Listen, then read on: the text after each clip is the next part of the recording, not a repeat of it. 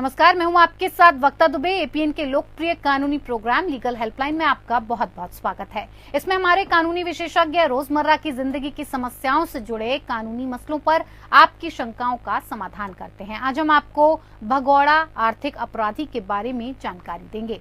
भगोड़ा आर्थिक अपराधी एक ऐसा व्यक्ति जिसके खिलाफ अनुसूची में दर्ज किसी अपराध के संबंध में गिरफ्तारी वारंट जारी किया गया है और इस अपराध का मूल्य कम से कम 100 करोड़ रुपए है। विशेष अदालत भारत या विदेश में अपराध की आय से खरीदी गई संपत्तियों, बेनामी संपत्तियों और अन्य संपत्तियों को जब्त कर सकती है। आवेदन पर सुनवाई के बाद एक विशेष अदालत किसी व्यक्ति को भगोड़ा आर्थिक अपराधी घोषित कर सकती है। आरोपी भगोड़ा तब घोषित किया जाता है जब उसने आपराधिक मुकदमे का सामना करने से बचने के लिए देश छोड़ दिया है या अभियोजन का सामना करने के लिए देश लौटने से इनकार कर दिया हो।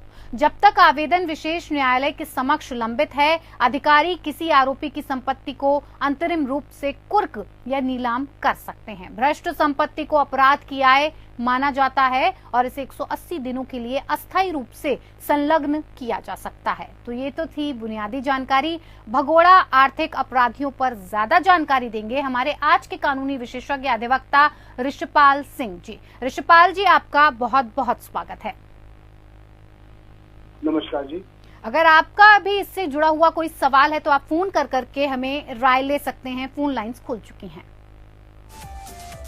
एक बार आपको विषय की जानकारी फिर से दे देते हैं। आर्थिक अपराध भगोड़े से जुड़े कानूनी विषय पर अगर आप कोई सहायता चाहते हैं तो जो टीवी स्क्रीन पर नंबर फ्लैश हो रहे हैं, इन पर कॉल करके आप हमारे कानूनी विशेषज्ञ से राय मशवरा कर सकते हैं। हमारे फोन नंबर हैं 01206127937937 6127938938।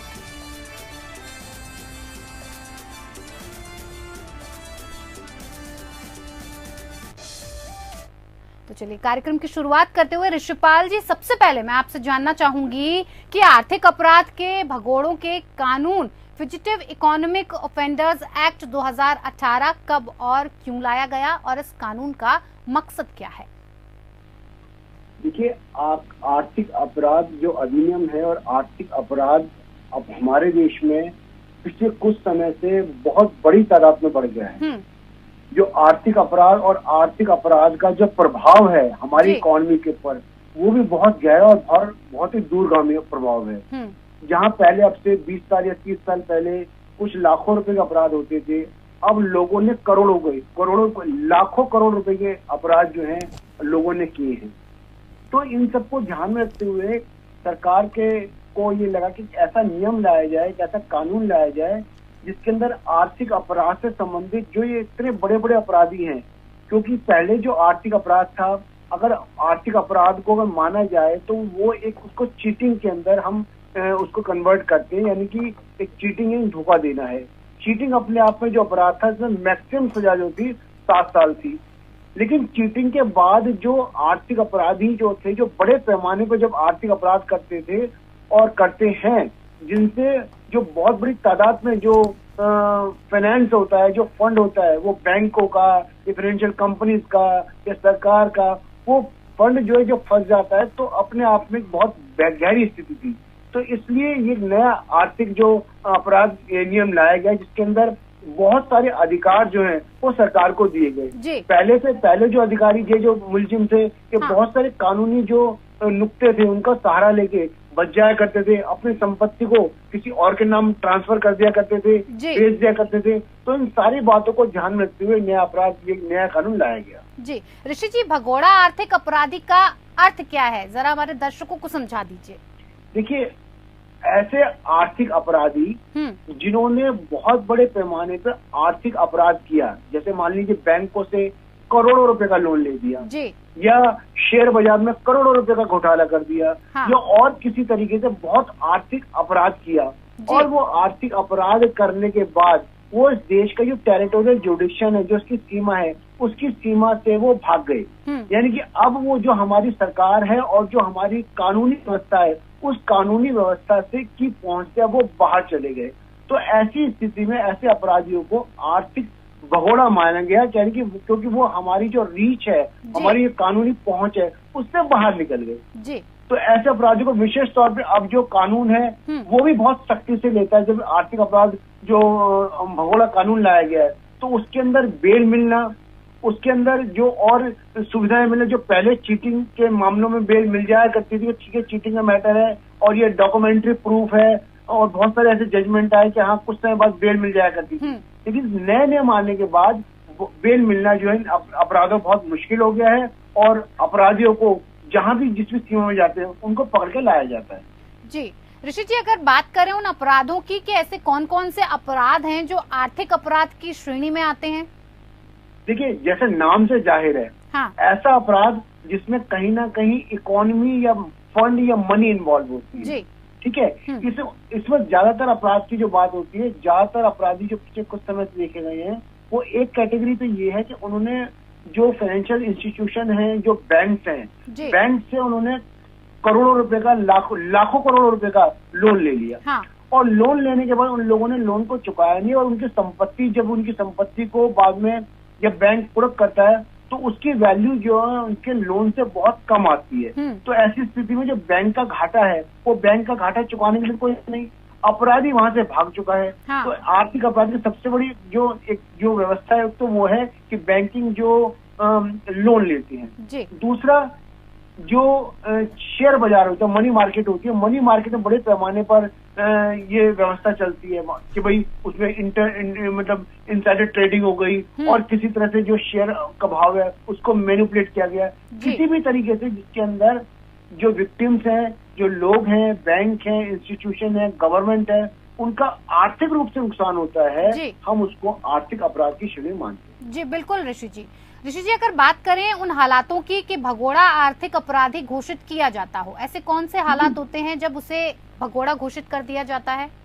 देखिए सबसे पहले जब किसी व्यक्ति के खिलाफ कोई प्राथमिकी या एफआईआर दर्ज होती है, हाँ। तो सेक्शन 41(1) का उसको नोटिस दिया जाता है कि आपका भी पक्ष आप जान सकते हैं, अपना पक्ष बता सकते हैं और वो जो इन्वेस्टिगेटिंग एजेंसी है वो आपका पक्ष भी सुनेगी। ऐसा नहीं है कि अगर विक्टिम ने ये कह दिया कि आपने चीटिंग करी है तो ये माना जाएगा आपने चीटिंग करी है जी। और जब वो उस नोटिस देने के बाद भी पुलिस के पास नहीं आता तो ऐसी स्थिति में पुलिस क्या करती है, उसके वारंट इशू कराने के लिए जो कंसर्न मैजिस्ट्रेट के पास जो है एप्लीकेशन लगाती है।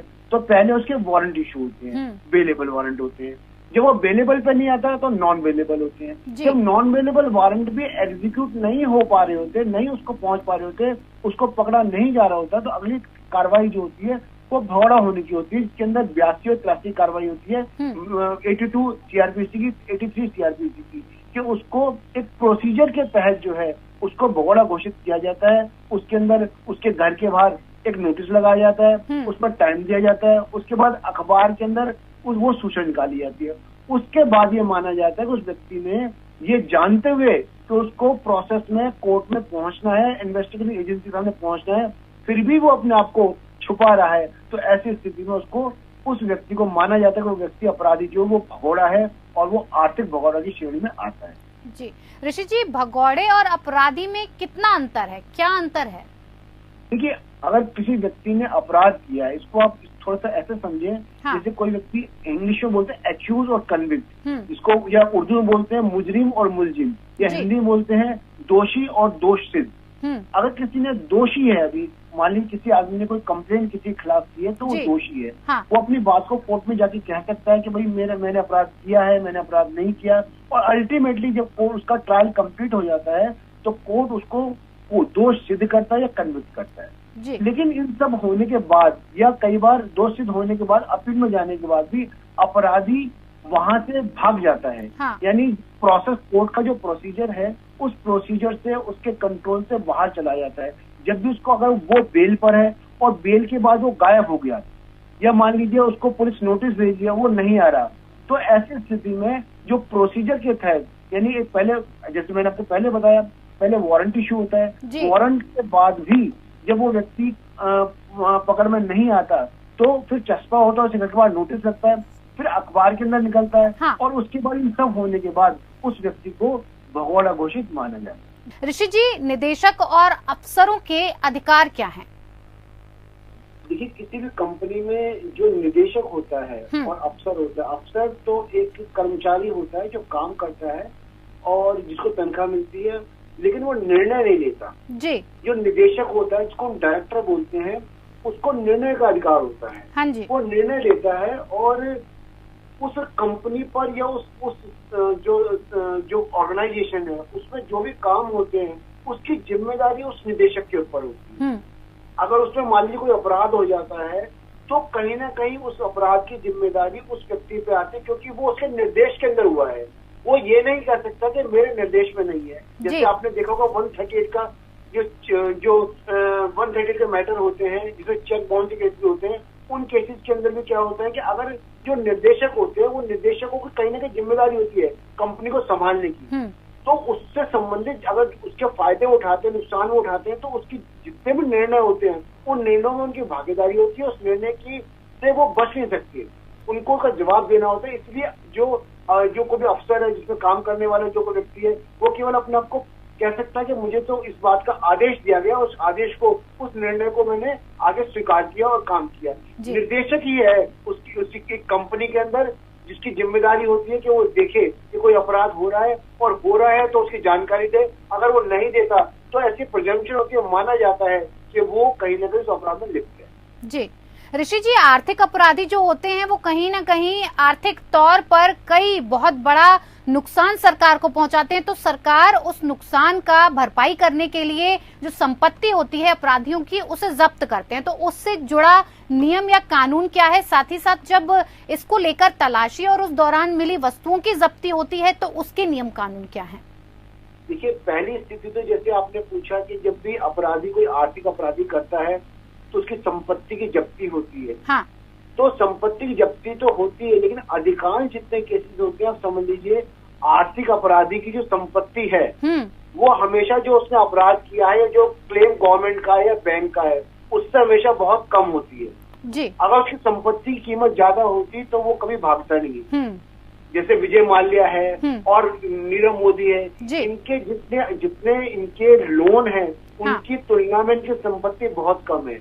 तो पहले जो अब नियम थे उनके तहत क्या है कि ये संपत्ति को ट्रांसफर कर दिया करते थे, किसी और को बेच दिया करते थे, या पत्नी को ट्रांसफर कर दिया, किसी और को कर दिया, तो वो कहते थे ये तो हमारी निजी संपत्ति है, इसका कंपनी से लेना देना कुछ नहीं है या अपराधी से लेना देना कुछ नहीं है। लेकिन अब जो नया नियम है उस नए कानून को बहुत विस्तृत कर दिया गया है। तो ऐसी स्थिति में जो संपत्ति जब्त होती है तो वो आसानी से उसको ट्रांसफर नहीं करते, और अगर ट्रांसफर कर भी दिया है तो पूरी इंक्वायरी होती है और वो सारा का सारा ट्रांसफर जो है वो रद्द हो जाता है। जी। दूसरा जो सवाल आपका था जो तलाशी संबंधित था, हाँ। अब जो पीएमएलए के अंदर भी और दूसरे कानून के आर्थिक अपराधों के अंदर भी जो एजेंसीज हैं उनको अधिकार ज्यादा दिए गए हैं कि अब वो जब माली तलाशी लेने जाती हैं तो उनको अधिकार है कि वो दरवाजे भी तोड़ सकते हैं, ताला है उसको भी तोड़ सकते हैं, लेकिन उसके बाद की संपत्ति जब तलाशी लेते हैं तो उसके बाद जो सीआरपीसी के नियम होते हैं कि 5 पंचों को बुलाना आवश्यक है। 5 लोगों के सामने जो भी जब्ती होती है उस जब्ती का एक पंचनामा बनाया जाता है। उस पंचनामे में वो सारे के सारे जो आर्टिकल्स होते हैं वो ऐड किए जाते हैं, और जो पंच होते हैं जिनके सामने वो ऐड किए जाते हैं उनके साइन किए जाते हैं जी। तो ये सारी प्रोसीजर जो सीआरपीसी में ऑलरेडी प्रोसीजर है, हाँ। वही प्रोसीजर जो ऑलमोस्ट पीएमएलए में थोड़ा सा और प्रोसीजर को में और एजेंसियों को थोड़ी सी और शक्ति दे दी गई है, लेकिन ऑलमोस्ट प्रोसीजर जो जब्ती का और उस पर तलाशी का वही है जी। ऋषिपाल जी, बहुत बहुत धन्यवाद हमारे साथ जुड़ने के लिए और इतनी बेहतर कानूनी जानकारी हमें देने के लिए। तो फिलहाल लीगल हेल्पलाइन में मेरे साथ इतना ही। नमस्कार।